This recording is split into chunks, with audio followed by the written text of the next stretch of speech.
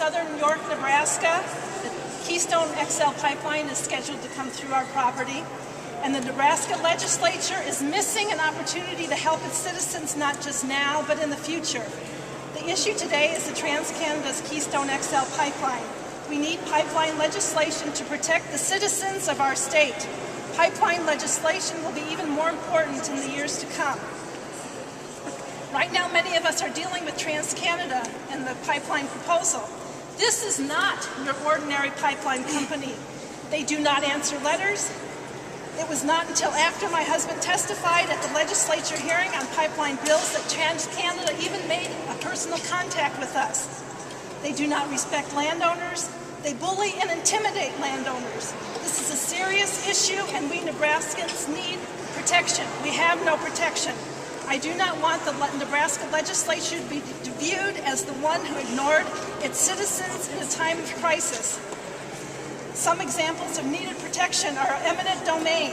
Does TransCanada have eminent domain? Is it in our national interest? Is this just an import-export business? The supplemental draft environmental impact statement says that the destination of the oil is uncertain. How can the construction, connection, operation, and maintenance of a foreign country's private, for-profit business be in our national interest when the destination of that product transported is uncertain? How can a foreign private company threaten U.S. citizens with eminent domain without a permit? The depth of the cover of the pipeline is also disputed in York County because farmers will not be able to put in water lines above the pipeline because it's not deep enough to keep the pipes from freezing. The responsive time of 6 hours in the event of an oil spill is just not right. It's not acceptable. In the event of a spill, who is liable? In the event of a disaster, who is liable? In the event of terrorism or earthquake, who is liable? The Nebraska Sandhills are a national treasure. TransCanada, in their glossy brochure, says that they will restore the property, but the easements only say they are going to reclaim. There's a huge difference between reclamation and restoration. The Sandhills have been disturbed on various occasions in the past, and you can still see the scars.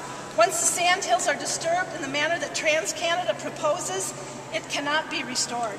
In the supplemental draft EIS, only grass species provided by Keystone and not on the hundreds of native herbs, forbs, and flowers that are now thriving, holding the sand in place. How many years will the right-of-way be monitored? Is the pipeline really going to monitor the land for the next 90 years? The Ogallala Aquifer, in my opinion, is white gold, more precious than oil. It is also a national treasure.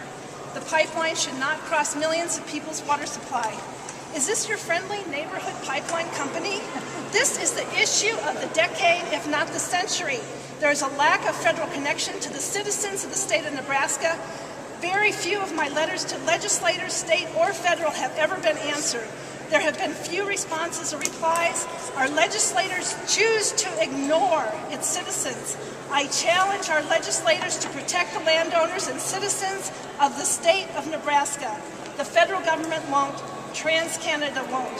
They won't even listen.